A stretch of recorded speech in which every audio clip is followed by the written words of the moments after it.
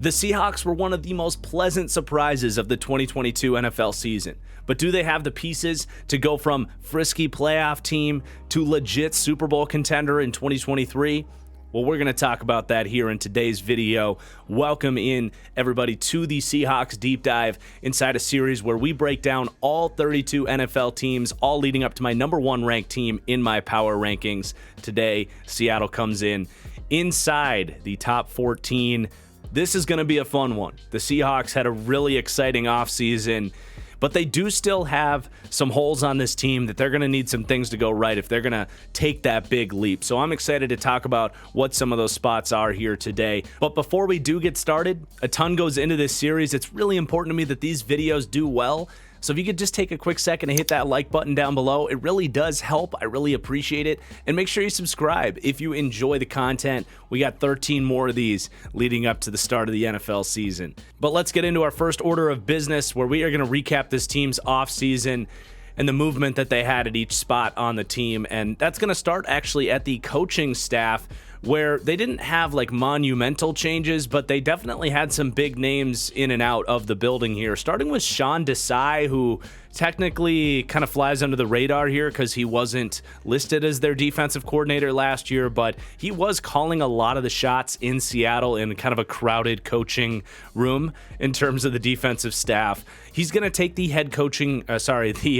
defensive coordinator job with that talented Eagles defense. So, that's a good defensive mind no longer in the building, along with their quarterback coach, Dave Canales, who took the offensive coordinator job with the Tampa Bay Buccaneers. So those are some big names getting moved here that they're going to have to fill. I think they have some internal options that can step up, but it is going to leave some question marks there. Now, it is also worth noting that they bring in one of the more respected defensive line coaches in all of football, in Brandon Jordan. I've never met him personally, but there's a lot of people talking about this as a really good move for them. They've obviously spent a lot into that pass rush with some young athletes that they're hoping to develop, and that could be something that could help compensate for some of these other losses within the staff. So I'm not going to leave coaching as an upgrade or a downgrade there. Those are some big names leaving the building in Desai and Canales. I think they are well fit to replace those losses. But it's going to be determined nonetheless, and has a chance to be a downgrade in terms of the play calling and scheming on both sides of the ball. Quarterback, no change, staying neutral there. At running back, they did move a lot of pieces here, so they do lose Rashad Penny, if you can even call it that. Played just 167 snaps last year, along with their third down back, Travis Homer. But of course, they have Kenneth Walker ready to fill a lot of those shoes, and they spend a second-round pick on Zach Charbonnet. And hell, even Kenny McIntosh in the 7th round has a lot of those receiving chops that they're losing in Travis Homer. Wide receiver, how could you go anything other than upgrade? They're swapping Marquise Goodwin as their wide receiver 3 for first-round pick Jackson Smith-Njigba. Then in the offensive line, I'm going to say to be determined, a lot of movement here. They're letting some starters go, veterans in Austin Blythe, their center, who played pretty well last year, and Gabe Jackson, who started to rotate with this year's starter, Phil Haynes at right guard. They're going to turn the keys to Haynes at right guard, it looks like, and then they're going to bring in Detroit Lions interior offensive lineman Evan Brown, who's played a lot for them due to injuries. He's been very up and down, so that's going to be determined. They also spent a couple of mid-round picks on Anthony Bradford and Olu Oluwatimi. This one could really go either way, and time will tell. Excited to talk about this offensive line in a little bit here. Tight end, really no movement at all. It's a good group. And then you look at the defense. On the interior defensive line, this one might trigger some Seahawks fans, but I'm going to leave it as downgraded.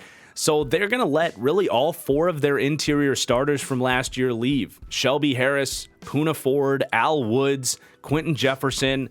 Those first 3 names especially, I think, did a lot of dirty work for this team that they're kind of leaving underappreciated here by not really bringing in any run defender types up front.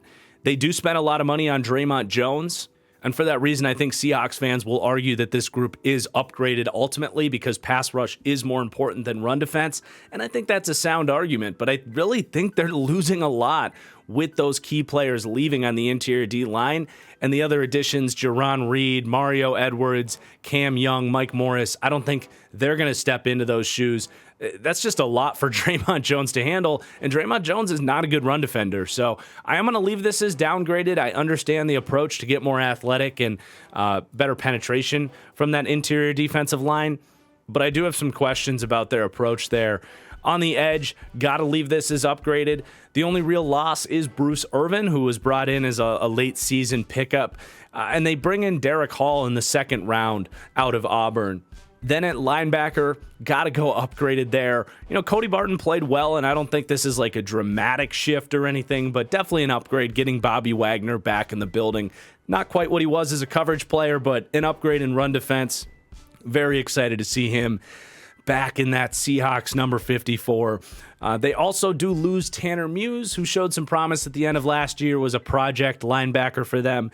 But they bring in a new project in former first-round pick Devin Bush. Then the upgrades continue. At cornerback, obviously upgraded. They don't lose anybody and spend a top 10 pick on Devin Witherspoon, who I love. They even bring in Jarek Reed, who I guess we'll find out if he's going to be a corner or a safety in the 6th round. And then at safety, they do have some movement here, but I do think it's upgraded. They lose Ryan Neal, who did play really well for them last year. He goes to Tampa on a decent contract, along with a rotational veteran in Josh Jones. But they are expecting to get Jamal Adams back. We'll see what he can look like. And even then, you know, they bring in Julian Love, who is probably going to make that a neutral position group, even if Jamal Adams can't play. I'm a fan of Julian Love. And then no change with the kicker and punter. So a really exciting offseason for the Seahawks, but as you can see, they do open up some question marks. And we're going to get into the roster position by position, player by player. But first things first, I do want to get into this coaching staff a little bit more, talk about how these coaches rank stacked up against the rest of the league, as well as what this team is going to look like schematically on both sides of the ball. And I was just so excited to see Pete Carroll have that bounce back season last year. You know, you rewind to this time last year, really nobody thought Seattle was going to be all that good. Certainly not playoff team good. A lot of people were saying with Pete Carroll, you know, he's getting older, his philosophy is a little bit outdated. A lot of people took Russell Wilson's side and the whole let Russ cook thing. You know, I'm just as guilty of that. That was a consensus opinion, was that Pete kind of ruined a good thing with Russell Wilson. They wasted a lot of his prime years, and I think there was some truth to that, but ultimately on the backside of the coin, Pete Carroll got the last laugh with what happened with Russ and Geno Smith. But, you know, they were definitely setting up, a lot of people believed, for a new era with a new head coach as early as this year. And Pete Carroll came in last year and was like, no, I am the new era in Seattle, or at least the team that he's helping to construct moving forward. Because at the end of the day, he is still 72 years old, and they're going to need that transition plan at some point. And the biggest thing that stands out with Pete Carroll is that culture that he's just so deeply rooted inside of this Seahawks organization, to the point that everybody in that building knows it doesn't matter where you were drafted, if you're a 33-year-old veteran or a first-round rookie, it doesn't matter how much they're paying you.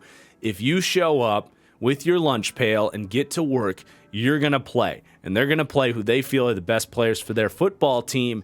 And that's just built such an impactful culture in Seattle. And while a lot of these great head coaches have more like visible, tangible impact to the outside eye in terms of what they're bringing to the table with their play calling, you know, we actually got to see the culture that Pete Carroll has established have a tangible impact on this team last year with the way the Geno Smith, Drew Lock quarterback competition played out. I mean, honestly, I don't know how many organizations would have ended up playing Geno Smith over Drew Lock. Maybe it was that obvious, but most people thought Drew Lock was going to be the starter. And I think there are a lot of teams that would have said, no, Geno, you've gotten your chance. Drew Lock is a more recent second-round pick, more physical upside, whatever. I think a lot of people would have gone with Drew Lock. But no, they went with the clear winner of that competition, and it completely changed the landscape of their season, right? God knows where they'd be if they went with Drew Lock early last year. It changed the landscape of the future of the organization. They might be sitting here with a rookie quarterback and a new head coach if Pete Carroll's culture didn't open the door for Geno Smith. So we got to see a real tangible result of that team culture. But it's not just that.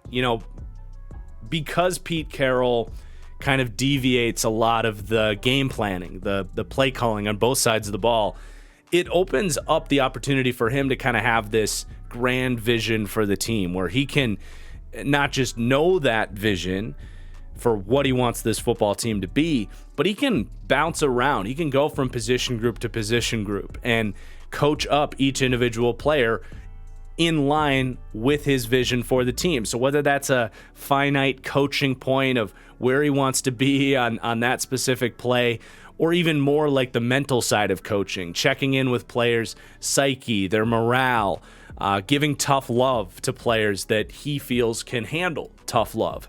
That's that sort of authentic leadership that Pete Carroll brings to the table. It permeates throughout the entire organization. And like I said, I think it has a real tangible effect on how good this Seahawks team can be. And it certainly seems to raise the floor of the Seahawks every single year.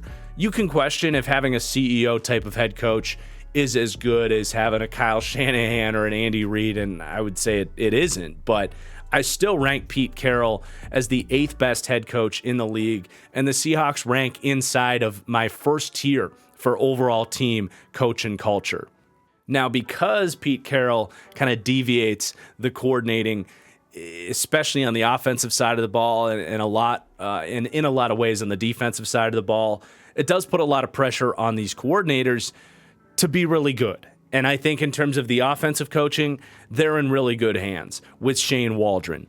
And Shane is one of these ascending, younger, offensive-minded Shanahan McVay tree coaches, which there's a million of them around the league at this point, right? But I really think, especially after the kind of emergence of Geno Smith last year, Waldron is on a fast track to, being in the conversation for a head coach candidate. And maybe if Seahawks fans are lucky, that transition will line up where Waldron can take the keys from Pete Carroll. I think that is a possible scenario here that would be a really good outcome for the Seahawks. But, I was really impressed with Waldron as a play caller last year. I feel like in 2021 with Russell Wilson there, you got, Russ wanting to cook, Pete Carroll not wanting to cook, and Waldron there trying to implement his scheme in his first season. There was just a lot of kind of bumps in the road, I think. But in 22, really, getting the opportunity to run his offense, to run really Sean McVay's offense. It was very similar to what we see from McVay and the Rams and Kevin O'Connell in Minnesota. It's that same Shanahan McVay style offense that feels very well documented at this point. But I really did think his rhythm as a play caller, his run pass balance, he felt like he really had a good feel for like when to go with screens and kind of those more, I don't want to say gimmicky stuff, but just like the easy, hitting the easy buttons, whether it's bubble screens to lock it, screen calls to the running backs, play action boots, that kind of stuff. A really healthy balance of that, the run game and the drop back passing game, but all designed in a way that made sense for Geno Smith. It was really just a well-run show last year, and I do think the arrow's pointing up for Shane Waldron. I think he can continue to climb these coaching ranks where right now I've got him kind of right around middle to top 12-ish inside my tier 3 of both pass game coaching and run game coaching. As far as what the scheme looks like, I glossed over it a little bit. It's a Shanahan-style offense, right? It's a lot of wide zone, using the threat of the wide zone to set up play-action shot plays. Very well-documented offensive scheme at this point around the entire league. I will reiterate something I said about Kevin O'Connell with the Vikings, something I said about Sean McVay. There is a little bit of a connecting trend, I think, between more of these McVay tree coordinators as opposed to the Shanahan tree coordinators, maybe guys like Mike McDaniel and Matt LaFleur, where I do feel like the more McVay oriented guys don't have quite as good of a feel for varying their run game. The Seahawks, the Vikings, the Rams, they were all really high in just the percentage of their runs that were just wide zone. And I do think it can get a little bit predictable at times. And I would just love to see whether that's Seattle, Minnesota, the Rams, vary it up a little bit more, especially with runs like counter and trap, pin and pull, that kind of stuff, because the league is getting so good at shaping their fronts and just repping against wide zone, because all these teams are running wide zone. So you have to be able to mix things up a little bit more. The Seahawks were not a great running team last year. It wasn't all scheme though, right? Blocking and injuries at running back certainly played their part in that. But I do hope that maybe bringing in Zach Charbonnet can maybe allude to us seeing a little bit more downhill running from the Seahawks. And I think that'd be a welcomed change and a positive sign for Shane Waldron to show that he's capable of making some of those pivots with the scheme. But overall, an optimistic outlook with Shane Waldron. And then with the defensive coaching, with Clint Hurt kind of ascending / overtaking full duties as the defensive coordinator, but you still got Pete Carroll kind of with his paws on the defense, Sean Desai leaving. It's just kind of a jumbled mess in terms of who's calling the shots, what they want to do. Honestly, since like the Legion of Boom days, since like Gus Bradley and Dan Quinn left, since the Seattle 3 scheme kind of got figured out, I've never really felt, call it since like 2017, that the Seahawks have been all that well coached defensively. I don't think that's that big of a hot take either. Like, I don't think it's been a train wreck. I think everything we talked about with Pete Carroll and the culture side of things and the independent kind of coaching on a player to coach basis is pretty good, and that kind of raises the floor a lot of the times. But this has not been a good defense for a long time now. And do I feel like confident that Clint Hurt is the answer? I have no idea. Like, he's pretty new. This is our real first look at just him as a defensive coordinator. He's kind of ascended the ranks here, spent his early days with John Fox in Chicago, and then, joined Pete Carroll in 2017 when things started to kind of get bad here. He's been the defensive line coach. Am I going to act like he's done an incredible job with this defensive line? No. Like, if anything, they've really disappointed there. So we'll see what he is as a coach. I do trust Pete Carroll in terms of who he's hiring, but it's very much wait and see there. Like I said, though, like, Pete's not going to let this be a disaster in terms of defensive coaching, I don't think. I do have them ranked in that massive kind of mid-tier of overall defensive coaching. It ranges anywhere from 13th to 28th. I would say they are towards the bottom of that section, but again, just going to be very wait and see. As far as schematically what they're going to do, I would expect that they're going to be pretty similar to what they were last year. It's a lot of the same coaches. It's just Desai leaving. And that as well, I'm not like thrilled about. They really did the kind of like Fangio approach last year with a lot of off zone kind of pattern matching coverages. They weren't overly blitz heavy. They really do want to win with 4 up front, which to me is a little bit disingenuous to what they're actually able to do with the guys they have up front. They're hoping that's going to be better this year. I've definitely voiced my concerns with kind of the Fangio scheme as an overall approach. You really have to balance when you're calling those off coverages with also knowing when to get physical and get in guys' faces. They really got picked apart by Kyle Shanahan as well in that playoff game. He knew exactly kind of what they were going to call, how they were going to play it, and he just got Deebo Samuel and Brandon Ayuk wide open on a bunch of crossing routes, and they didn't really have an answer. So, I don't think it's going to be a disaster in terms of defensive coaching. It sounded more of a pessimistic outlook than a positive one. Just kind of very wait and see in terms of just how good they can be. So there's your coach and scheme breakdown. Training camps are here and football season is just around the corner, but at Underdog Fantasy, you don't have to wait until late August or early September to draft your favorite players and compete for huge cash payouts. In fact, Underdog's Best Ball Mania 4 is the biggest fantasy football competition of all time with, wait for it, $15 million in cash winnings. Best Ball is draft, set it, and forget it. No waivers, no trades. Underdog will retroactively give you your best lineup every week, which means no sitting there on Mondays, making your friends act like they care about which players you left on the bench that week. I've loved filling out my Best Ball teams this summer, and I know you will too.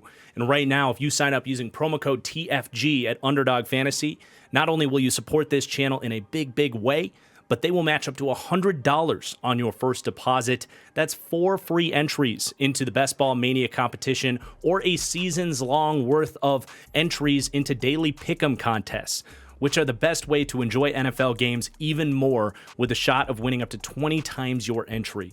So that is a match of up to $100 on your first deposit when you sign up right now at Underdog Fantasy. But now it's time to get into the roster where we are going to start by ranking the quarterback room. And what a fun conversation it is to have about Geno Smith, who had quite possibly the most surprising veteran breakout that the NFL has seen since like Kurt Warner and the Rams. And I'm not trying to say Geno is Kurt Warner, but this definitely feels much closer to that than it does to like a lot of these flash in the pan backups that kind of break out and then flame out really quickly. Guys like Kevin Cobb, Matt Flynn, PJ Walker, maybe. You know the type. Like, I get it. This one season was a complete anomaly on Geno Smith's career, and I'm as slow to react as anybody out there. But, like, honestly, if you just throw the stats out for a second, throw out the fact that he hasn't really played at this level ever in his 9-year career, and just watch the film, I really think Geno showed us legit traits at a pretty sustainable level throughout the entire year last year to tell us that he's at least going to stay as a starting caliber quarterback, and a pretty good one. And the number one thing you notice with him is from like week 1 all the way through their wild card loss against San Francisco, Geno Smith showed off legit high-end arm talent. Like, let's just say top 15 arm talent in terms of ability to throw off platform, raw arm strength, accuracy, where he's dropping deep dimes down the field all season long. Like, I don't expect that to just disappear, and that's a real trait that is going to help him. But I also think his pocket presence was above average. He typically knows when to stay in a clean pocket and when to get out of a broken one when pressure does get in. Like, he isn't quite on a Joe Burrow, Aaron Rodgers level with this in terms of true pocket feel and always kind of consistently doing the right thing, so to speak. But it's definitely good relative to a lot of starters in the league, and that's a plus trait. I also think he clearly showed that his 8 years in the league have at least given him a good baseline of ability to recognize coverages, get through his progressions, make the right decisions.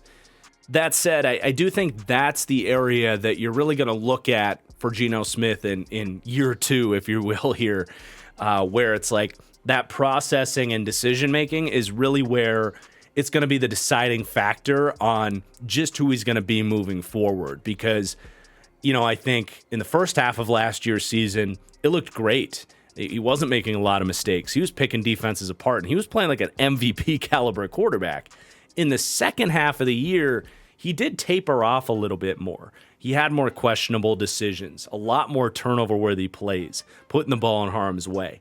A few more of those kind of YOLO balls where he was starting to feel himself a little bit too much on some plays. And that's where, like, okay, so if he's what he wasn't just in the second half of last year, if that's just who Geno Smith is, it might be like the 20th quarterback in the NFL, which is still a good quarterback and a good floor to have for Geno Smith relative to how we viewed him a year ago. But if he can kind of clean up some of those mistakes, not repeat some of more foolish reads he made and be closer to what he was in the first half of last year, even if he never gets to that level, like he can be a top 10 quarterback in the NFL. And that all makes him like one of the more fascinating and difficult quarterbacks to rank in recent memory, because you're talking about a surprising breakout for a 32-year-old quarterback, which normally you'd kind of brush that aside a little bit, but you are talking about a guy that when he came out had a lot of physical tools, arguably fell in the draft further than he should have, went to a garbage situation for the Jets, and then everybody wrote him off. They wrote me off. I ain't right back, though. That's the problem. So it's super fascinating. Ultimately, I have the Seahawks ranked 15th at quarterback. I think that's a healthy balance of the kind of floor and the upside. I do think he has the tools and showed us for a half of the year last year that he can play at an even higher level than that. But even if he is the 15th best quarterback in the NFL and a good starting quarterback in the NFL, if not a volatile one, I still think even if everything doesn't go right for Geno Smith, he can still be a quarterback that's good enough for the Seahawks to win a Super Bowl. And some of his more like volatile play, it makes me think of Matthew Stafford, honestly. Like in the year that he won the Super Bowl for the Rams, he had some good starts. He had some ugly as hell starts where he was making some dumbass decisions, throwing, 3 picks in a game. But he got hot at the right time and went on a great playoff run. Like if they can get, 3 or 4 starts from Geno that were from the first half of last year, good luck, like stopping this offense, getting even more weaponry now. So I definitely like bringing him back. There's few quarterbacks in the NFL I'm more excited to see what he looks like next year. Easily one of the most, enjoyable, easy to root for quarterbacks in the league. And just what a story, man. So that's Geno. And then you got Drew Lock as a backup. Okay, Drew Lock as a backup isn't the worst thing in the world. He can be kind of baby Geno and a lot of the kind of volatility things we said. Drew Lock has had some good starts in his career, just not nearly as many as even Geno had last year. As a backup, sure, maybe he steps in and you get a good Drew Lock that week. And then you got something called Holton Ahlers holding on to that QB3 spot alone at this point in time. I never saw him play. But let's talk about the weaponry here. And man, the Seahawks are doing a great job surrounding Geno with as good of a surrounding cast as they can, at least with the weaponry. I mean, you got arguably the best wide receiver trio in the NFL now. You got DK Metcalf, who, while a bit one-dimensional, does what he does about as good as anybody. I mean, he's a real superstar as that, deep threat wide receiver. He is going to maintain that kind of shallow route tree that, well, not shallow because he's running deep, but limited route tree that he had at Ole Miss. And that's what you want to do with DK Metcalf. Slants, digs, hitches, posts, go balls. Keep him on one track, let him go far, let him go fast, and let him go hard. And he's going to kick your ass every single snap. He's such a unique skill set, but what an explosive asset to have for your football team, especially for a quarterback like Geno Smith that can send it accurately deep down the field. I think the one thing with DK Metcalf is you wish his natural ball skills were a little bit better. I think because he's so big and almost built like a lot of tight ends are, he can struggle with some of the body control, kind of reshaping and contorting his body and balance to track the ball. And even just those tracking skills do sometimes leave a little bit to be desired. But more often than not, he's going to come down with those tough balls. And a lot of times he doesn't even have to because he's screaming past cornerbacks because he's got 4.3 speed somehow at his size. So DK's a freak. I still think he's the best asset they have, even if he might not be the most productive receiver here. I think Tyler Lockett is still underrated for his consistency. One of the most balanced receivers in the league because He can operate from the slot and be one of the best slot receivers in the NFL. He's an excellent route runner, catches everything. He does kind of get criticized for like going down after the catch a lot. But when he does try to make guys miss, he can still be extremely elusive and good after the catch. And I think situationally he's pretty smart about that. But what's crazy about Tyler Lockett is he's not just a slot guy. Like, he can line up on the outside, beat press coverage. He has the speed to stack you vertically. And there's a very short list of receivers that have the natural ball tracking and ability to come down with tough catches down the field than Tyler Lockett. And he does it at 5'10", 190 pounds. Now, his contested catch percentage has dropped off in the last couple of years. He hasn't quite been that super dynamic presence, but it's still in there at times. And they'll give him those looks. So as a wide receiver too, and kind of the perfect complement to DK Metcalf, hard to go wrong there. Then they bring in Jackson Smith-Njigba. And Jackson Smith-Njigba is Amon-Ra St. Brown. He is a dominant slot wide receiver. The route running, the hands consistency, the run after catch, the physicality over the middle of the field, where he is not afraid of getting hit after the catch. He's not afraid of boxing out a slot corner for positioning to win a catch. Now, I've seen a lot of crazy high expectations for Jackson Smith-Njigba in terms of like what he can be. I saw a lot of Justin Jefferson comps from him as a prospect. I think that's absurd. He doesn't have the size that Justin Jefferson has. Even if they're listed similarly, he just doesn't fill out and have the length that Justin Jefferson has. He doesn't have that catch radius that JJ has. And he's also like, he doesn't have the speed, not even close. I mean, JJ has legit 4.4 speed.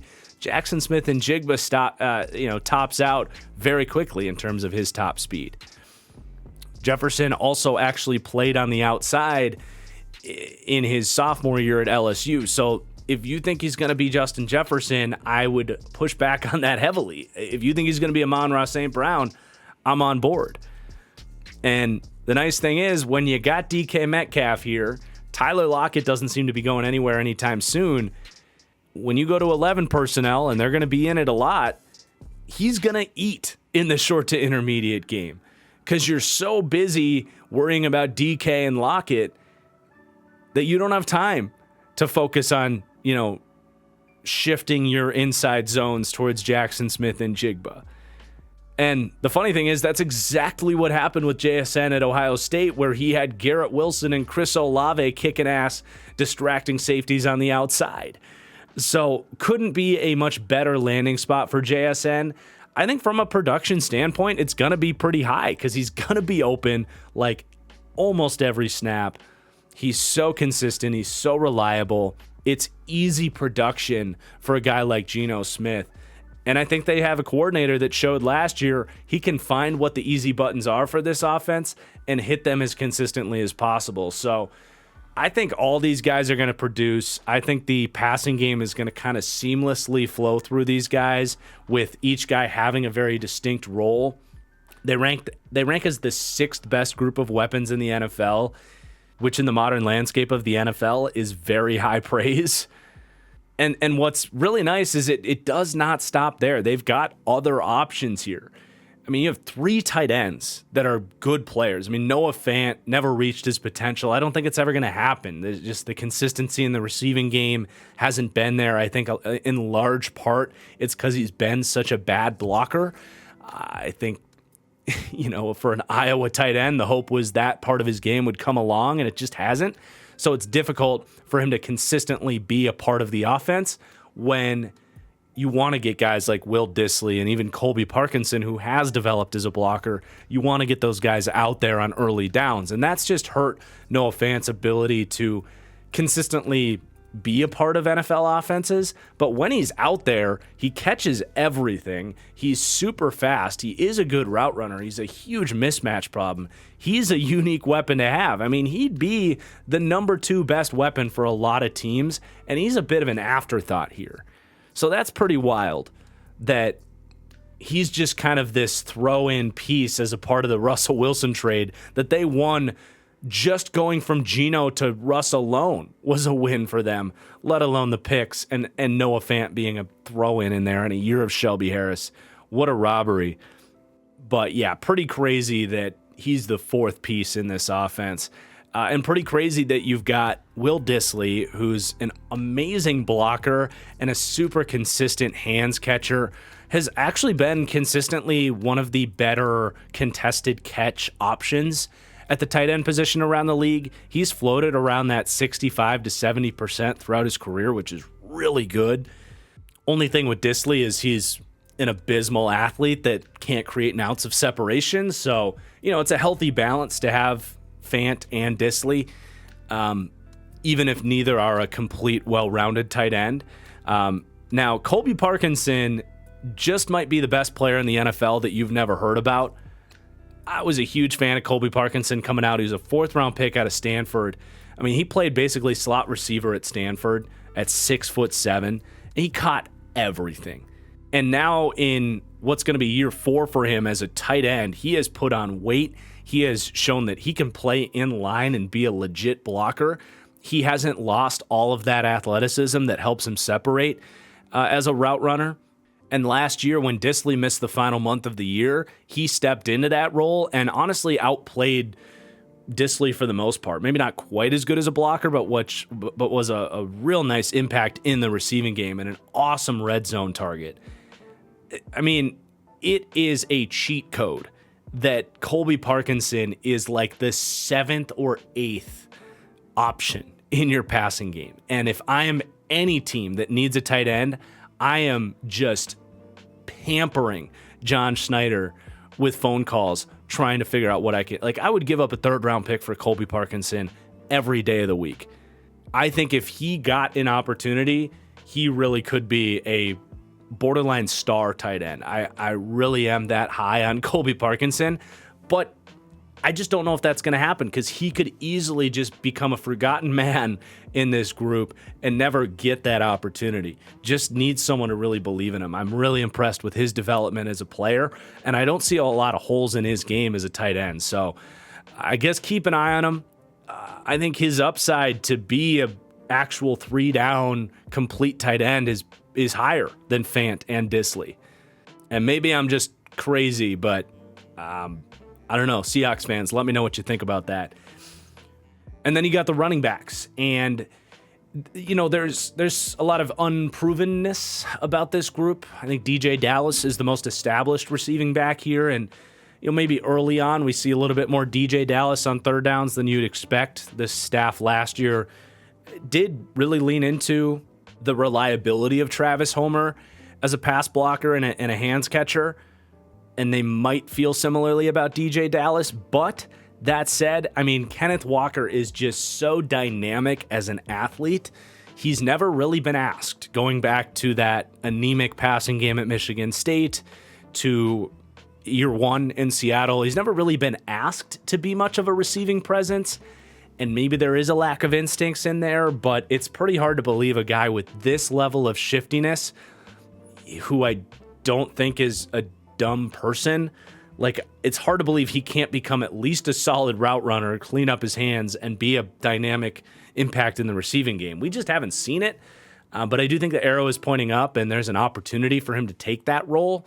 But I think they added some really nice insurance to that Travis Homer role by taking Kenny McIntosh in the 7th round, who's one of the most complete receiving backs you'll ever see for a college prospect. You don't see a ton of college running backs consistently producing in the receiving game who also pass protect. Kenny McIntosh had some of the best hands out of any player at any position in this entire draft. So he's going to be an option for them. Zach Charbonnet as well was pretty smooth in the receiving game, but he's much more rigid as an athlete and not that dynamic presence. But I do think they have 4 options that obviously, none of them are going to be highly targeted portions of this passing game because they have so many other pieces here. But I think all 4 are pretty good options. So it's obviously a really special group with some of the best depth and talent in the entire league. The only reason they aren't in the top 5 is they don't have that like consistent alpha elite guy. Your Tyreek Hill, A.J. Brown, Justin Jefferson, Jamar Chase, that kind of thing. But as far as the rest of the depth is concerned, you obviously aren't going to have to lean into a lot of these receivers. Hopefully, even if one of your receivers goes down, you still got plenty of options there. But, you know, D. Eskridge is interesting. I've heard some buzz from him that he's looking healthy and more like the guy that Seattle thought they were getting when they spent a second-round pick on him. Was a good player at Western Michigan. I mean, anything you get from him is house money at this point, but I wouldn't be stunned. And that comment right there, as I edit this video up here on a Saturday, is just so unbelievably ironic because he's since been suspended for 6 games for, I believe it was gambling.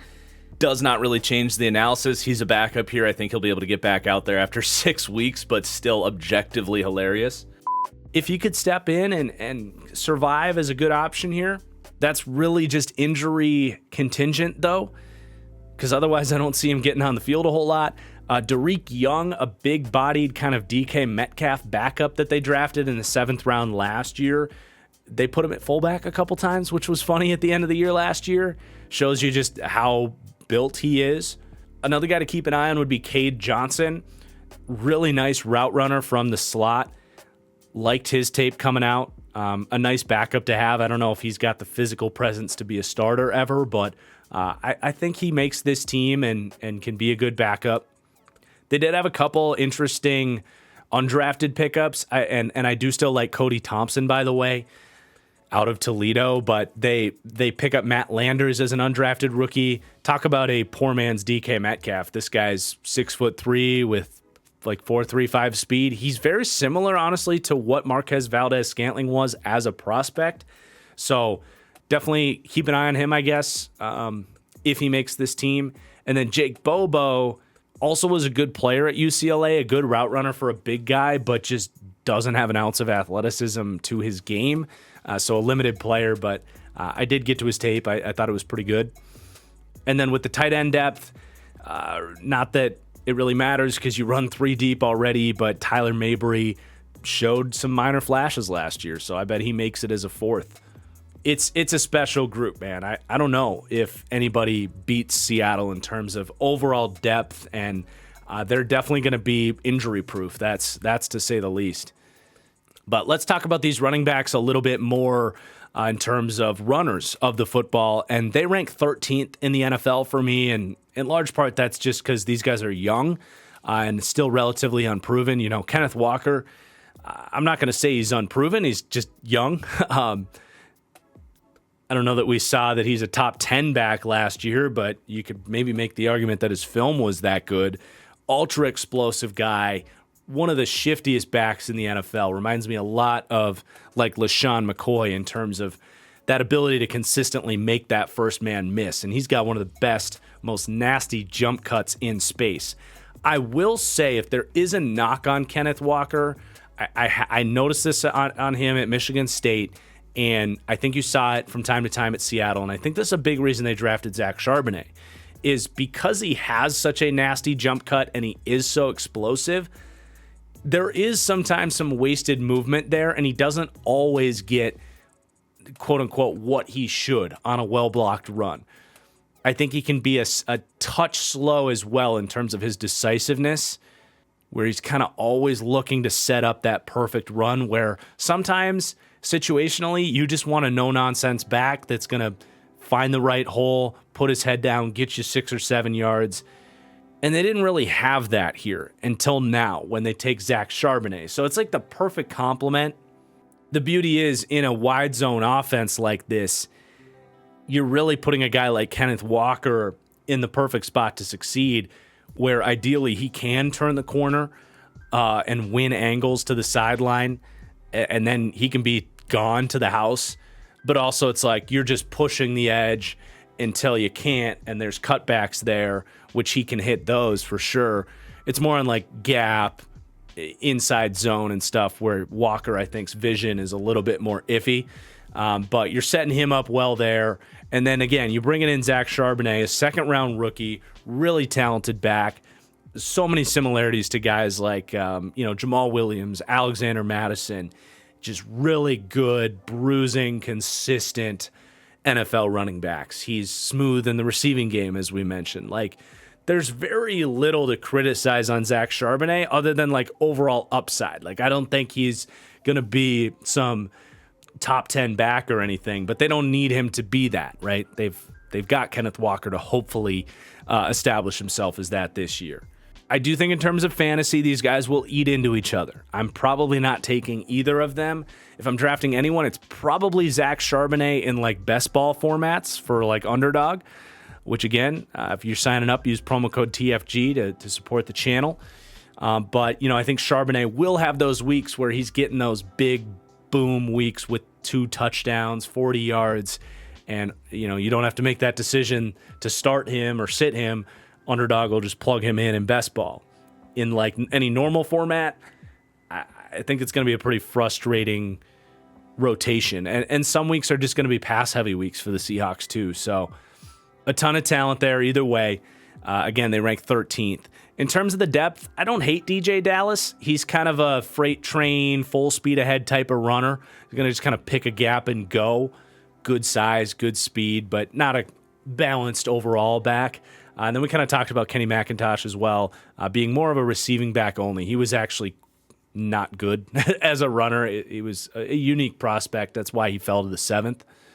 And then as far as what you're getting from Geno in the run game, you are going to get a pretty good boost. They're actually going to rank inside the top 10 for that QB run multiplier that I give to these teams.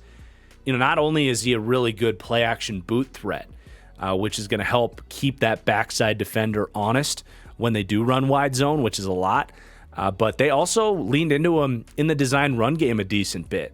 And he showed some good juice there. Like, I think the 4.59 speed is still there for Geno at 32 years old.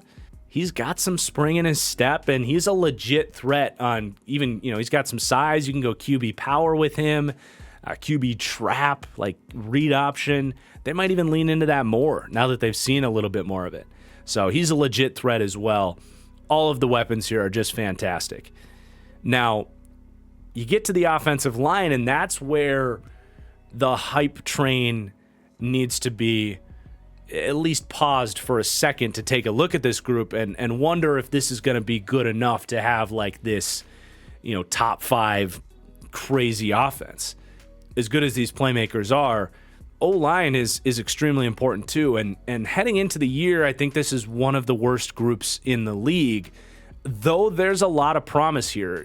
I put the up arrow on all 5 of these guys. I think all 5 of these guys have a case that their best football is ahead of them, but I do have them ranked 30th in pass blocking and 29th in run blocking, and you're just hoping that things go right here. So you got really your 2 rookie tackles. You don't see this often, where you have 2 young, promising tackles that enter the league at the same time. Charles Cross at left tackle, I think was about as good as expected. I think he was actually even better as a run blocker, where we didn't necessarily know what we were going to get from him there. Was a very kind of 2-point stance, pass heavy offense for him coming out of college, but was pretty natural run blocking at the NFL level, and I think there's certain room for improvement there. But as a pass blocker, really clean technique, but I think there was definitely an adjustment period trying to handle the Nick Bosas of the world and some of these elite pass rushers. You can expect that for any rookie tackle, and he was really solid, though he had some rougher starts. So room to grow for him, but not necessarily worried about it. And kind of likewise with Abraham Lucas. They both played in those very pass-heavy offenses, a lot of 2-point stances, weren't viewed as great run blockers coming out, and they've got a little bit more of a mean streak to them than maybe they showed in college. So that applied to Abraham Lucas as well. He was actually even better as a pass protector than Charles Cross, which wasn't a huge surprise. Lucas was super polished as a pass protector. I thought he was a steal when they got him, and he's just played a lot more football than Charles Cross has, so he's a little bit ahead of the curve. I think Cross has, more of the physical traits, and that's why he ended up going so much higher. But, I don't think Lucas had as many ugly games as Charles Cross did. and he's a really sound player that you feel good about. Though, neither were lockdown, right? They were good options, but they did lose. And then you slide inside, and I freaking love Damian Lewis, man. I couldn't believe how far he fell in the draft, and some of his pass protection technique definitely was why he stepped into the league and wasn't a good pass protector. But the steps he showed last year, literally his footwork improvements, monumental for his game. And something really seemed to click in the second half of the year where he was going out there like one-on-one on Quinnen Williams and stonewalling him. I think the arrow is just pointing up for Damian Lewis. He's heading into that big fourth year, the contract year. In terms of like run blocking and athleticism and play strength, he's got it to be a top 10 guard in the NFL. He's only gotten better every year. And while you still have to note some more ugly performances against like New Orleans and Las Vegas, he's still cleaning a couple things up. While you got to note those things, like I am just not worried about Damian Lewis. I think he's going to get a huge contract and maybe even continue to get better and be like a breakout to the point where he's like a Pro Bowler for this team. Now, it's the center and right guard that are really going to decide just how good this group can be. Because ultimately, I'm not that worried about everybody else. But Phil Haynes at right guard, again, I have the arrow pointing up on him. This is going to be his first year as a full-time starter. He's been, to be fair, behind Damian Lewis and a highly paid guard in Gabe Jackson. But he hasn't even been fully behind Gabe Jackson because they've liked enough of Phil Haynes to rotate him with Gabe Jackson last year. It was the rare, real offensive line rotation. You just don't see that in the NFL. You see it in college a lot more often, but it was like they couldn't decide who was better between Phil Haynes and Gabe Jackson. And part of that was like Phil Haynes didn't necessarily take the job and run with it either. Both Haynes and Jackson had their hiccups. But he did show enough, I think, to deserve a chance to like just be the starter, have that consistency, and show what you can do for a full season. But there are certain question marks in terms of can he be a starting caliber player? We're going to have to wait and see. And then at center, Evan Brown, he's been very up and down for Detroit. Enough ups to get a decent contract and an opportunity to be a starting center. But when he was in there at right guard, where he was seeing a lot more one-on-ones for Detroit last year, he had some real ugly losses. Like, I walked away from watching that Detroit film feeling like it's a good thing that they're moving on from Evan Brown because he was a borderline turnstile at right guard. Now, you go back to the year before that when he played center for Detroit, where he got to be involved in a lot more double teams, and he didn't feel that presence. So you're hoping going back to center is going to be an upgrade for his game. And the strides that Brown took as a run blocker at guard, let's just say, were something he didn't show in the year before that at center. So if you could pair those 2 years together, you have a really good starting center. Going to be an interesting signing to see how this plays out. Now, the other thing with this O-line is this is some of the worst depth, if not the worst depth, in the entire NFL. If you lose any of these guys, you're in trouble. And there's a high probability of that happening.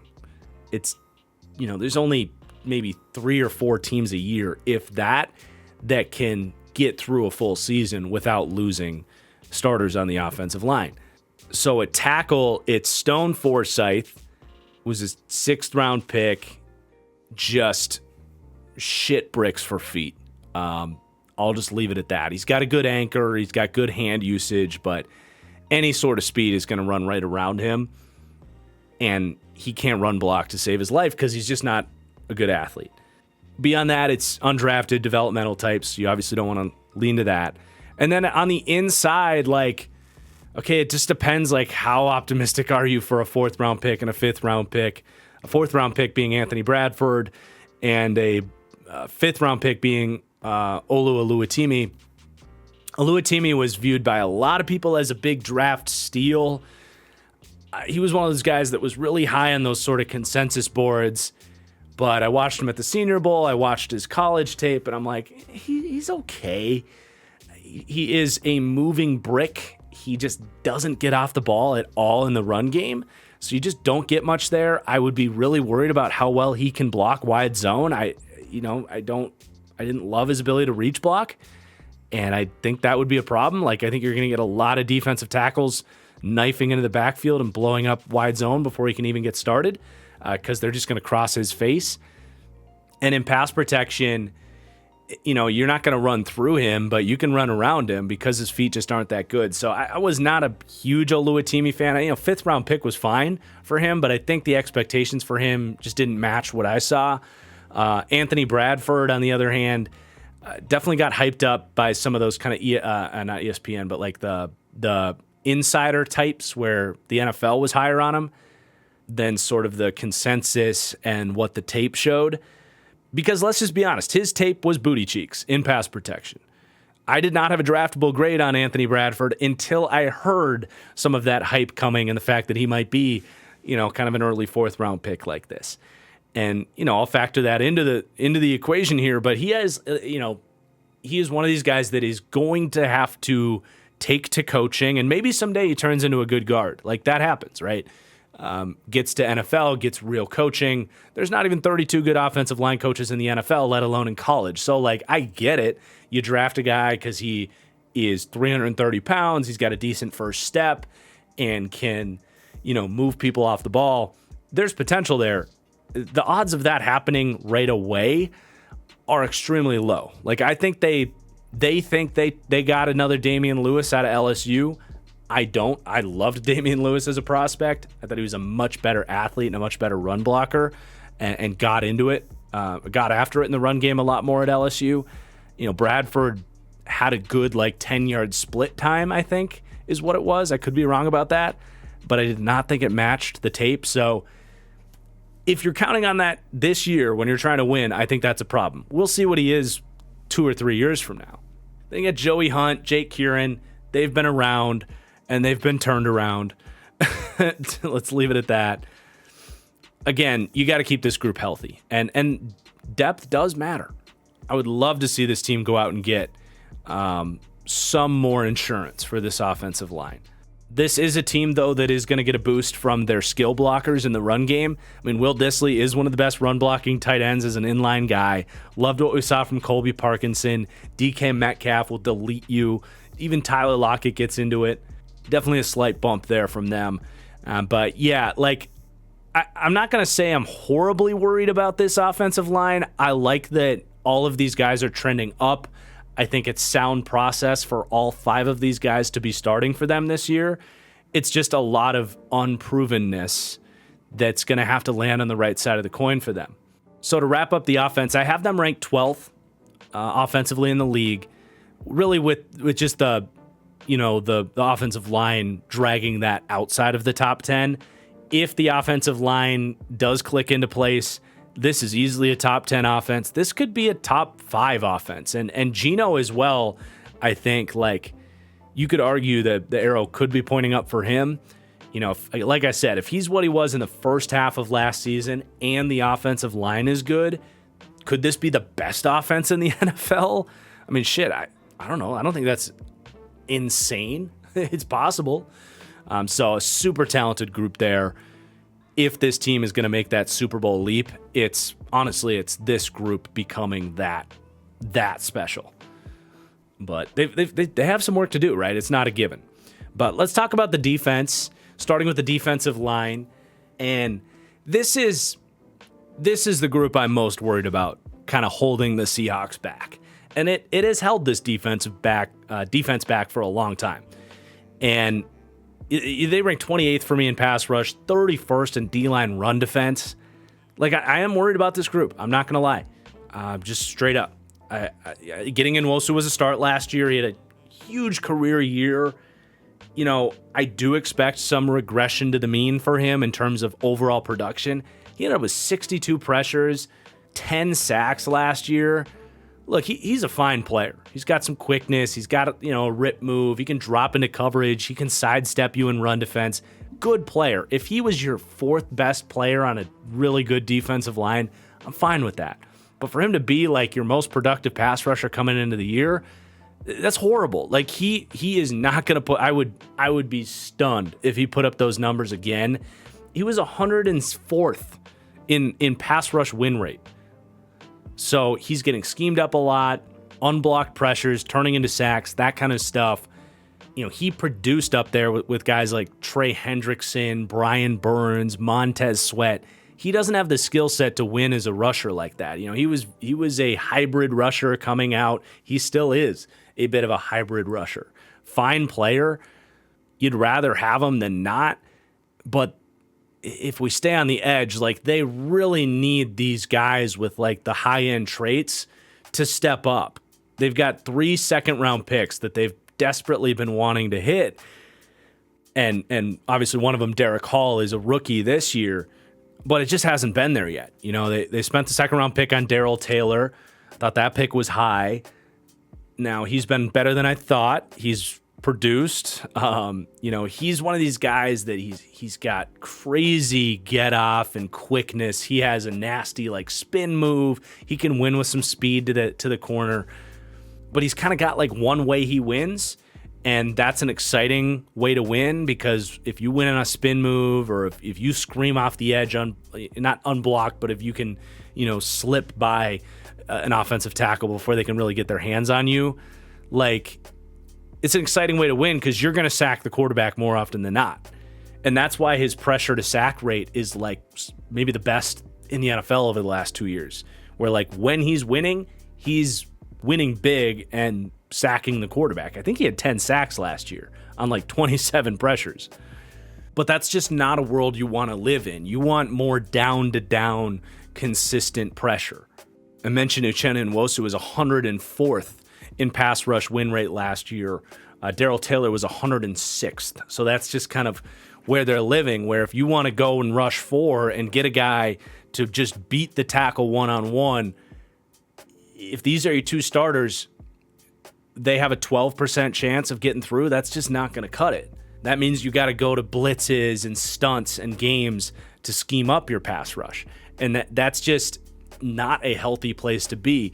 Oh, and by the way, Darrell Taylor is maybe the worst run defending edge rusher in the NFL. He doesn't have that buy-in against the run. He's got horrible pad level. He plays light. It's a problem when he's out there. So that's like, you kind of need him as a rotational designated pass rusher type. Otherwise, teams are going to gash you up front. So that's where you're going to see a lot more Boye Mafe, who at least as a rookie defended the run pretty well. Showed some really nice flashes there, 260 pounds. He's got the length. He's got that Big Ten mindset. He's, at least as a run defender, I think can get even better and be a solid player there. But I did think Boye Mafe was overdrafted for athletic tools. We saw a lot of that in last year's draft. I love Boye Mafe. He grew up literally in the town that I currently reside in, Minnesota. I'm a Gophers fan. I would love nothing more than to be wrong that I think he was more of a 3rd or a 4th round prospect, but I just didn't see a instinctive, well-rounded pass rusher. Now they're hoping that they can coach those traits into him because he has the physical tools, but the trend continues here. Boye Mafe in true pass rush sets, 147th in the NFL in true pass rush win rate, and that was kind of my concern with him at Minnesota, was just the lack of a pass rush plan, how to string moves together and consistently beat tackles. So he's another guy that, like, he's gonna have to be better than what we've seen, and I'm not very optimistic that that's gonna happen. Derek Hall, on the other hand, okay, we can start to talk. I actually thought Derek Hall was worth it where they drafted him, unlike how I felt about Taylor, unlike how I felt about Mafe. Not saying I'm always right here, but if you do want my opinion, which if you're sitting here an hour into this video, you probably do, Derek Hall's got legit traits to be a guy that can actually be like a high-end starter type. He's 6'2", 255 pounds, ran a 4.55 40, has a really nice first step, and he has these 34-inch arms. So that means he's low to the earth, but his arm length gives him easy leverage. And I think at Auburn, he showed a lot of I think it was somewhere between flashes and consistency of a bull rush, if that makes sense. Like, it wasn't full on, like every week he's working you with his bull rush, but it was more than just flashes. Like, he can win with a bull rush, and I think he can do that even more consistently in a real NFL defense that allows him to just kind of rush wide and drive the guy back. Like, that can be a real asset for him. And then he's got nice inside counters too. Like, he's got a swim move, he's got swipe moves to win to the inside. The only thing he's really lacking is the fluid bend to really turn the corner. Like, he's either going through you or he's going to kind of beat you laterally with a step, but he's not going to really win all the way around the corner and threaten that way. So tackles can typically stay square on him. And he's going to have more of an adjustment trying to beat NFL-level tackles. The other thing with Derek Hall was he was uniquely bad against the run. He should be a much better run defender than he is. I don't know if it's instincts. I don't know if his height plays against him in terms of his ability to find the ball, but he was a non-factor against the run, and I don't know what you do with that. Like, that's above my coaching knowledge. Maybe they can improve that there because the tools are there to shed and be a better run defender, but it was not good at Auburn. But he's the guy I'd be optimistic honestly, but it's certainly not a given. And one of those guys just has to be a more consistent pass rusher if you're going to be afraid of this group. You can round out the rest of the edge group there before we talk about the interior. Tyreek Smith missed his rookie season for injury, unfortunately, but he was a nice kind of find late in the draft. Kind of similar to Uchenna Nwosu in a lot of ways, where he's got a lot of different stuff he does well, but just not high-end at any one thing. So, like, I think he can be a decent part of the rotation, but not going to give you that high-end pass rush ability that they need. Then you turn inside, and, you know, I like the Draymond Jones signing. I think it was a much-needed addition for this defensive line. They didn't have a penetrator, a guy that can line up as a 4-eye, as a 3-tech, other than like Jefferson, Quentin Jefferson. But, you know, Draymond Jones is just Quentin Jefferson times 3. He is a bit of a one-dimensional player as a penetrating 3-tech. He's not a good run defender at all. He's a lighter guy. He plays at about 290 pounds. But, you know, Draymond, for me, coming out of Ohio State, I said he's got one of the best first steps I've ever seen for a defensive tackle, and he's put that to work in the NFL, and it's an asset for this team. But he's not a star pass rusher, not yet. You know, maybe he takes a step up, being paid and being one of the leaders of the defense. But, you know, Broncos fans have been waiting for him to do that for a couple years, and I think there's a decent chance that this ends up being a bit of an overpay. Like, I don't think he's proved to be a $17 million a year pass rusher. I think he's been more of a 11 to 12. It was a risky signing. I understand why they made it, but I don't think he's going to single-handedly fix everything they've needed from this pass rush. And that's really their best hope right now in terms of someone that can actually line up and win one-on-one. We talked about the edge group, and then there's not really anybody else in the interior that's doing that. You know, Jaron Reed is the absolute most basic defensive tackle of the last 8 years. He's kind of lucked into some high-end sack production, but another guy that, like, okay, he's a okay pass rusher. He's got some pass rush moves. He's a decent athlete, decent play strength, decent quickness. Those tools have helped him be an okay run defender, but nothing special. Green Bay last year, Kansas City the year before that. He should not be a starter for you. Let me put it that way. If he's your third or fourth guy, you're happy with that. But as a starter, like, come on, you really couldn't bring back Shelby Harris or Al Woods or Poona Ford, like one of those guys? I don't really get that. So I have my concerns there. And then, you know, as the other pieces, you got Brian Bone, huge-bodied nose tackle type. I like him in that role for base, you know, bare fronts, odd fronts. And I think everybody, like, I think the nose tackle is making a little bit of a comeback with just kind of the direction the game's going. And having a guy like that, I think, is important, and he's capable, but extremely limited in his role, and he's not going to play a ton, I don't think, you know, maybe 300, 400 snaps. I like the Mario Edwards pickup for what it is. I thought he played well for Tennessee last year. I think he's a better overall player than Jerron Reed, but I also think Mario Edwards needs to be used as like a 4-eye, as like a hybrid defensive end type, whereas Jerron Reed can actually hold up as a 3-tech more consistently. But for like base 3-4 fronts, or if they want to run like a, one of those 3-3-5 looks where you got 5 down linemen or a 5-1 front really is what that is, I think Edwards can be one of those defensive ends. So, I like the signing for what he is. He's a good two-way player. Can get after the quarterback, shoot a gap. He can defend the run from those alignments. Then they draft Cameron Young in the 4th round. I don't know. Everyone hypes up his run defense. I didn't see that. Maybe I just watched the wrong games. I'm sure I did. But, 4th round pick, stepping in. We'll see what he can do. He's 305 pounds. Didn't love his run defense profile. I don't fully understand this idea that he's going to be some dominant nose tackle for them. If anything, if I did see anything with him, it was actually a good first step and a decent bull rush with some potential there. So, he's all potential. I don't know what they're going to get from him. Maybe he's their Tariq Woolen this year and proves me wrong, but we'll see. Miles Adams, we'll see if he makes the team, with already Draymond, a little bit of a hybrid end already. Mario Edwards ahead of him now. Adams is like 6'2", 285 pounds. He's shown some flashes when he's played. And then Mike Morris as well. Like, I would expect Mike Morris to make it over Miles Adams. I got my eyes on Morris, man. I'm fascinated there. I liked his tape a lot. Really strong edge-setting defensive end where he was not moved by tackles in the run game. Had some power and some instincts as a rusher, but really tested poorly, and they're going to have him put on some weight and play interior defensive line. I like that move.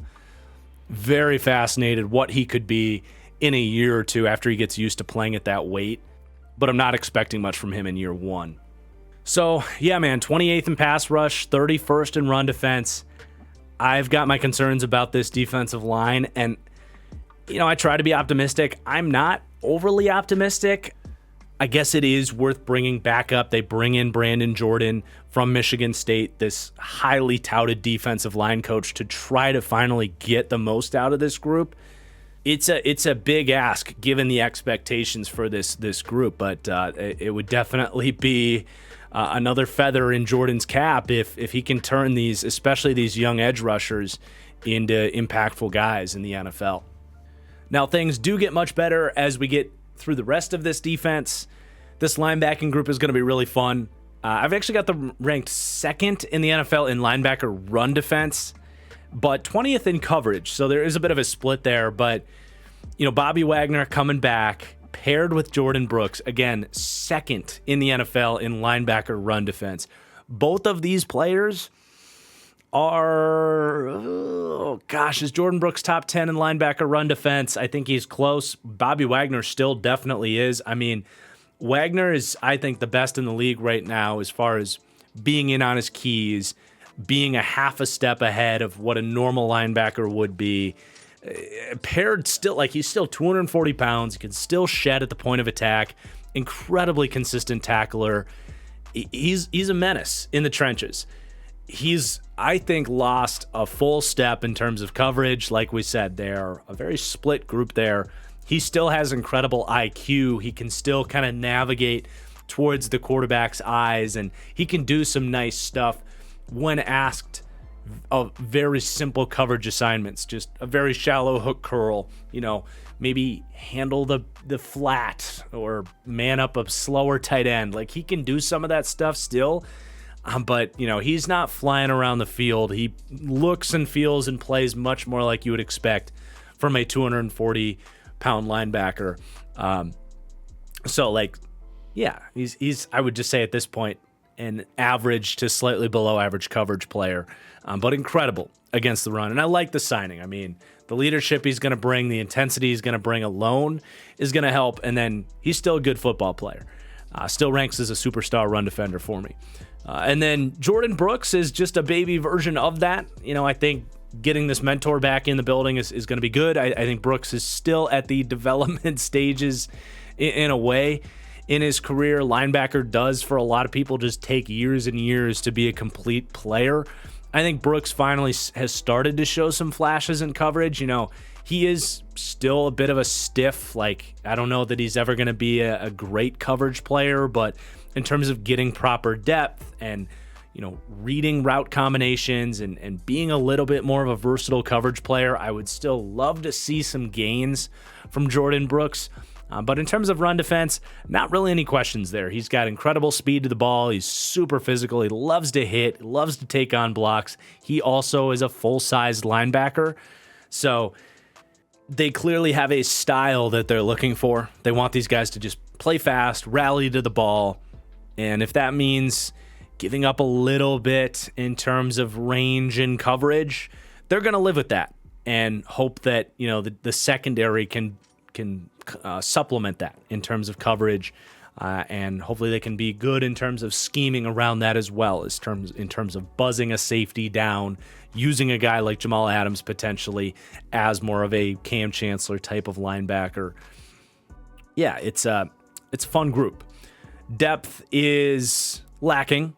You have Devin Bush, who's definitely more of a name than he is an impactful player. Steelers fans were definitely ready to give up on him, and I can't really blame you. I mean, he's 5'11", 230 pounds. He gets swallowed up against the run, and I don't know. I feel like he's lost a step from the injury. He doesn't have that ripping 4.5 speed he had at Michigan, and he's just a replacement level backup at this point, honestly. I get it. He's a former first-round pick. He tested well and all that, but I really think he's just going to kind of stick around as a backup here and bounce around the league for a while. I don't have big expectations for him. I don't have any problems with the signing, just to see if New Horizons and another year fresh off the injury can rekindle what looked like earlier in his career, a more higher upside player.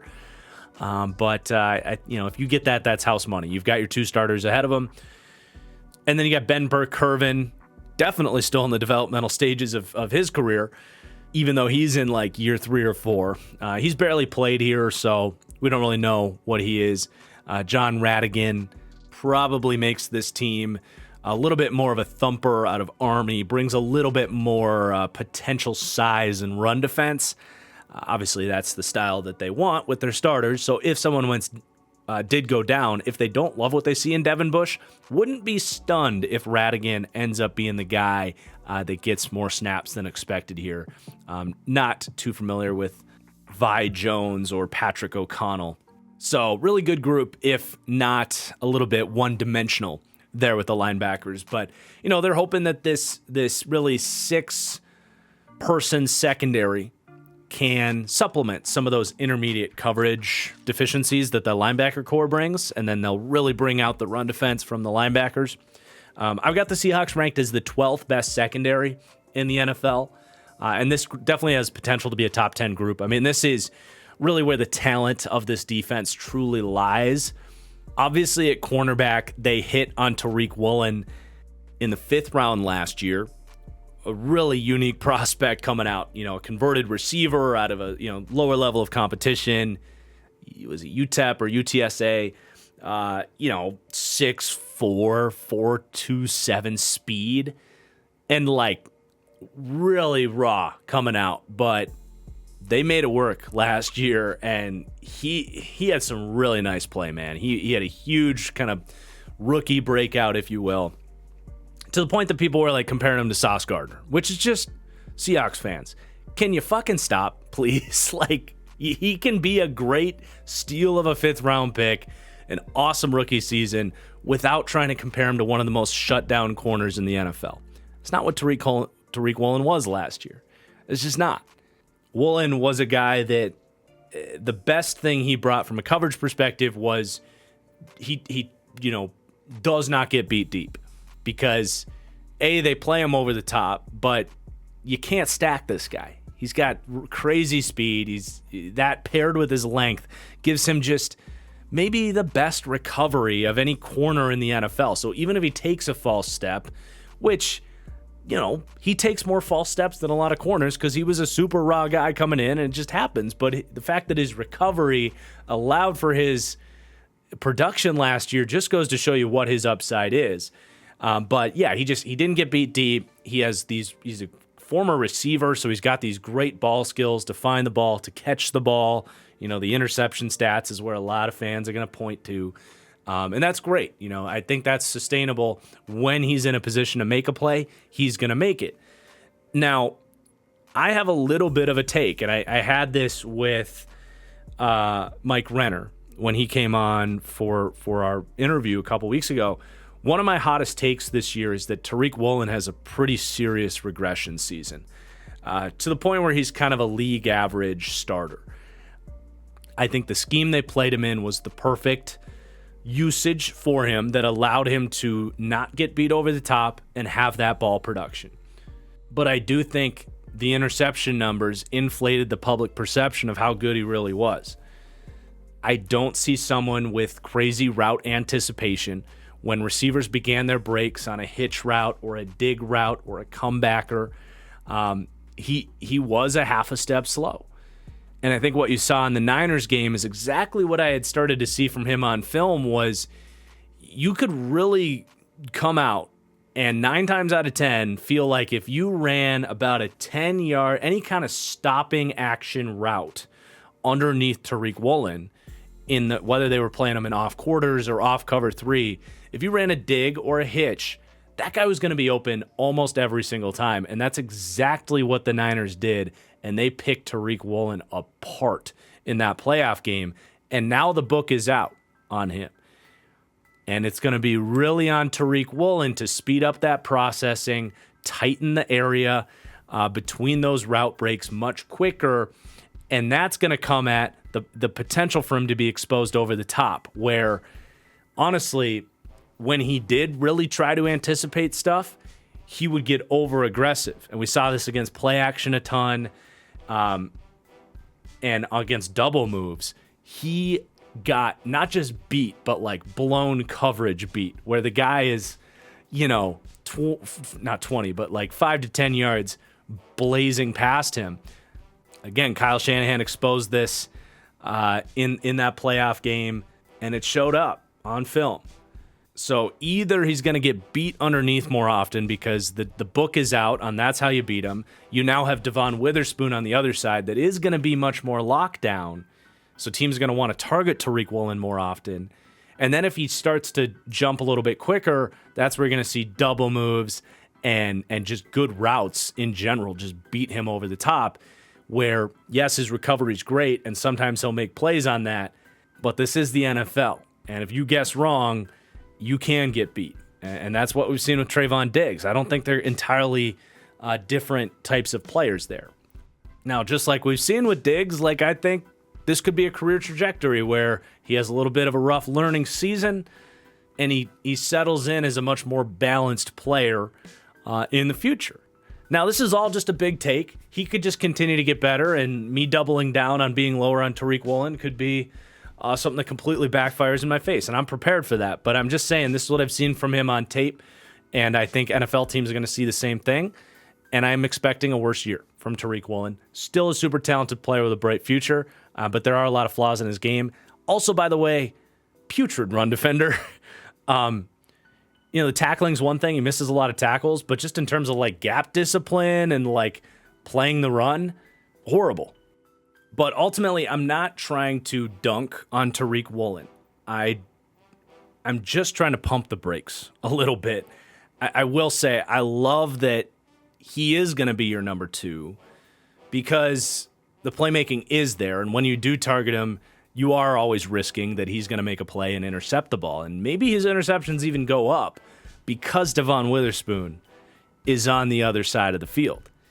And I just was so thrilled when the Seahawks took him because, I had always wanted to mock a cornerback to Seattle. I felt like Michael Jackson was fine, but definitely was a position they could upgrade, and there were some really good corners at the top of this draft. And in my mind, and a lot of Seahawks fans, it's this team just doesn't prioritize corner. They've always been the team that thinks they can find Tariq Woolen in the 5th round or pick up a guy like Michael Jackson and get good cornerback play. So for them to fall in love with Devon Witherspoon in the way that myself and every draft analyst did, and take him when they did, where they did, and how they did, given the fact that this is a team that just doesn't really prioritize investing in this position. It just goes to show you, I think, how special of a player he's going to be. I really see a similar type of player to Jair Alexander when I watch Devon Witherspoon play.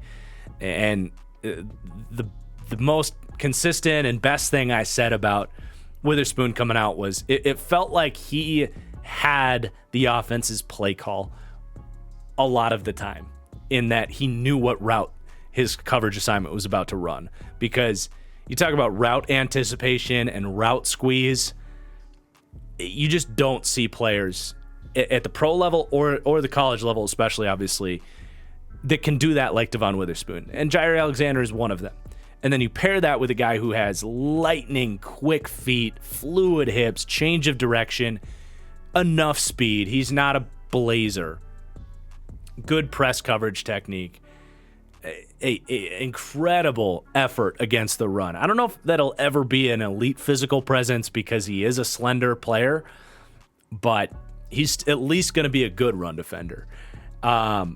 He's going to be awesome, man. I really loved this pick, and I think he's very quickly going to establish himself that I'm the number one. I'm the guy you don't target because I'm always in position.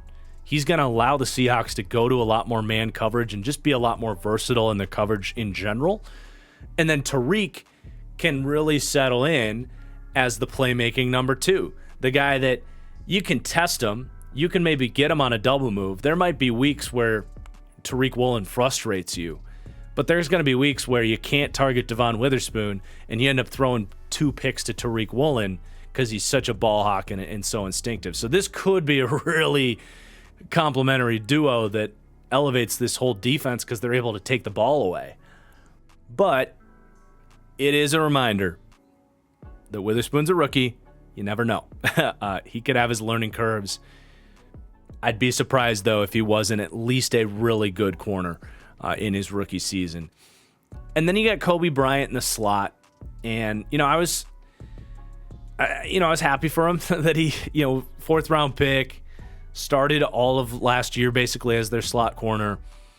Wasn't always pretty, right? He falls in he's a super smart guy, physical player. I like a lot of stuff about Kobe Bryant, but he fell in the draft because a lack of athletic traits. And, you really have to be consistent. Like, if you're going to be at his athleticism, consistently in the right place at the right time in coverage, you just have to have like elite processing. That's why my high-end comp for him was Rasul Douglas. And Douglas took his lumps early on. It just, for a rookie corner to step in and be that mentally sharp is so much to ask. I think it's in there for him. And I think the arrow's pointing up on him. But he did get attacked last year in coverage. So I don't love him as a starting slot still. I think you could do worse. And I think just the more time he plays within this system, the better he's going to get. But I will say he does stand out as a little bit of a weak link right now. Now, what is interesting is they have the potential for Kobe Bryant actually to play a lot less next year because of the Julian Love signing.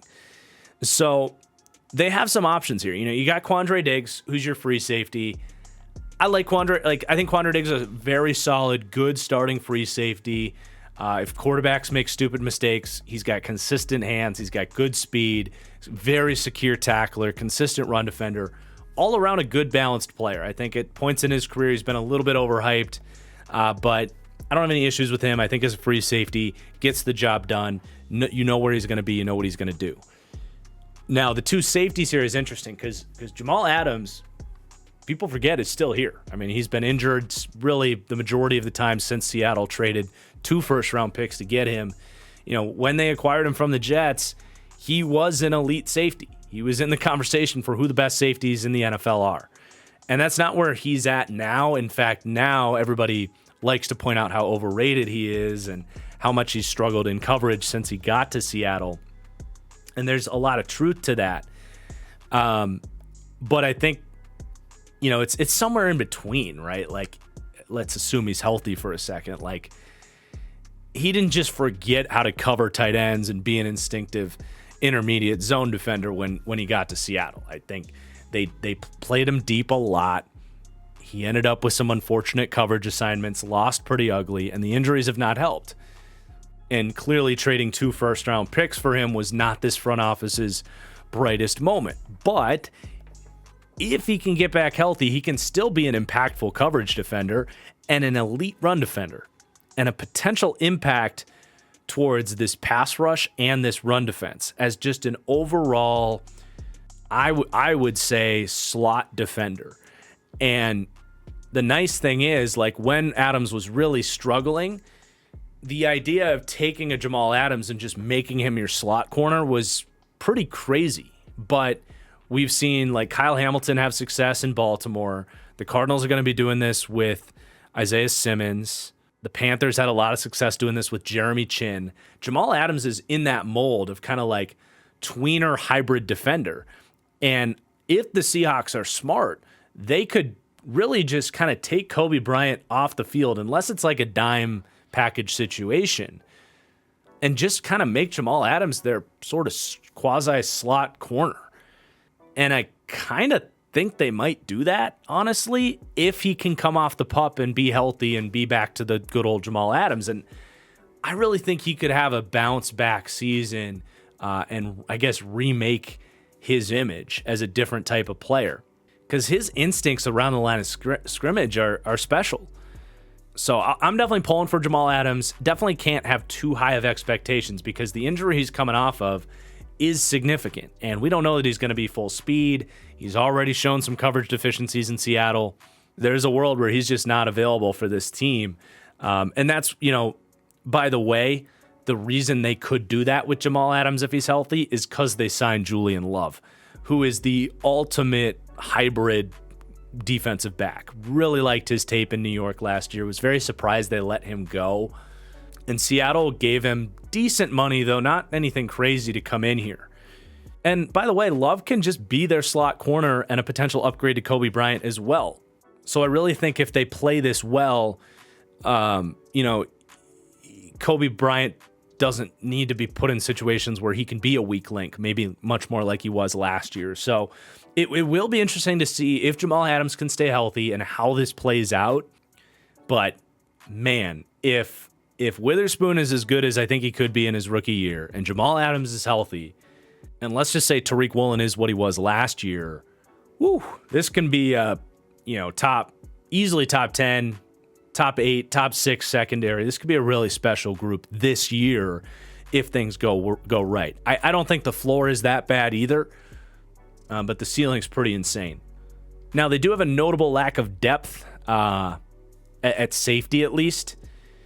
None of those guys have really played beyond Adams, Love, and Diggs. So that's suspect. Jarek Reed was a late day 3 pick. He's kind of a hybrid defender, kind of, let's just say, Julian Love-esque in terms of skill set. So we'll see if they want him as a slot corner or as a safety. But they've got him listed at corner, though, so that's where I'll put him for now. Wait and see on that. And then they do have like adequate cornerback depth. Michael Jackson played, I think, every game for them last year, and he was fine.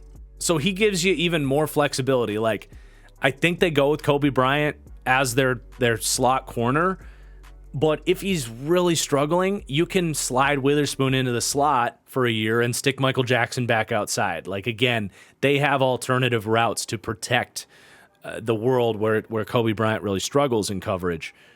They've also got Trey Brown, who I like. I think he's an option in the slot. Could be sneaky good.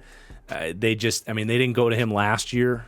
I don't know if he was hurt or not, but he is more athletic and I think more of a physical man corner than a guy like Kobe Bryant. So I guess keep an eye on Trey Brown. And then Artie Burns still hanging around here. I don't hate the cornerback depth. It's actually pretty good.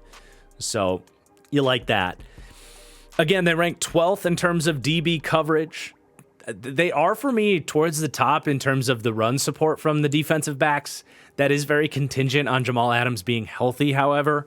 I think if Adams is out, they probably drop down like 2 tiers, honestly, towards more of just being a league average group in terms of supporting the run from the secondary. But let's tie a ribbon on this defense as a whole. So their overall defensive ranking for me came out as 21st, which is fascinating because they came out 24th in pass defense, 25th in run defense. It's really just, neither of those groups, the pass defense or the run defense, are going to be truly horrible. Even though the defensive line holds them back, you've got the linebackers and good run support from the secondary to help out in run defense. And then, I think the coverage on the back end is really good. And it's going to, compensate for a lack of pass rush. So I don't see crazy high potential for this defense just because of the defensive line. But can the rest of the group make them a league average defense with a great offense here that could end up inside the top 10? Absolutely. And if you end up with, the 7th best offense, which I think is very feasible, the 17th best defense, and for me, they have great special teams with a great kicker unit, like that can be a Super Bowl team this year. Like the NFC is much more of an open path than the AFC. And I think if that's how this team looks, you could upset a team like Kansas City or Buffalo any given Super Bowl Sunday. So that's like a best case scenario. I do think as we look at some of their strengths and weaknesses, like at the end of the day, you are talking about a team that has potentially poor offensive line play and likely very poor defensive line play. And as good as their skill position players are, the line of scrimmage does matter. And that's at least going to make them a matchup-dependent team where if they're running into teams like the Eagles or the Cowboys or even a team lower down the barrel, teams like, the Packers or maybe the Panthers, teams that have other weaknesses but are really good in the trenches, it just makes shit really hard to execute. And that can hold the Seahawks team back. So those groups have got to take steps up. I think if you want to see this team take a step up, they do have a heavy list of strengths, though. The team culture being a starting point there that we talked about at the top of the show. Love the way Pete Carroll runs this organization. You got insane offensive weaponry. You've got really good run support from the linebackers. The secondary, even though I think Woolen's going to have some up and down moments, I think overall the secondary is going to be better. And, you got a lot of diverse high potential with that secondary. And I got special teams as a strength. So a lot of good strengths. It's just, can the line play figure itself out a little bit this year? But let's tie a ribbon on this thing by taking a look at their schedule. Their Vegas over-under. They got them at 8.5 wins. My formula has them just a tick above that at like 9. I don't know that I would bet on that necessarily. If I had to, I think I would go over, though. I do have a hard time seeing this Seahawks team winning less than 9 games. But the reason I'm a little bit hesitant is their schedule is pretty tough, man. I thought it would be easier for all of the things we say about the NFC being so weak. I mean, seriously, you got some tough games there. You got to play San Francisco twice, which we know San Francisco kind of has their number. You got at Dallas, at Baltimore. You got to host Philadelphia, at Cincinnati. There's a realistic chance they go 1-5 in those games right there. Those are some powerhouse squads. And then they got some other games that are no cakewalk. At Detroit, at the Giants, at Tennessee. They got to host Pittsburgh and Cleveland as well. Like between those, 11 games? I think they're 500 at best. So you really got to sweep your division. You got to take care of Carolina and Washington at home. Sweep your division other than San Francisco, obviously. But even then, you're looking at, 8, 9, 10 wins. I think that's a pretty good line from Vegas. Even if my gut told me this was going to be a better team than that, it's schedule's a schedule. So definitely Seattle going to be one of the more fun teams to watch this year. A lot of interesting narratives. I hope you enjoyed my breakdown of the team. Please do, again, hit that like button if you did. Drop your comments as well, where you agree, where you disagree. Definitely make sure you subscribe. Really appreciate you sticking around for the rest of the series. We got 13 more to go. We're getting close, man. I love it. Thank you so much for watching. We'll see you for the next one. Peace out.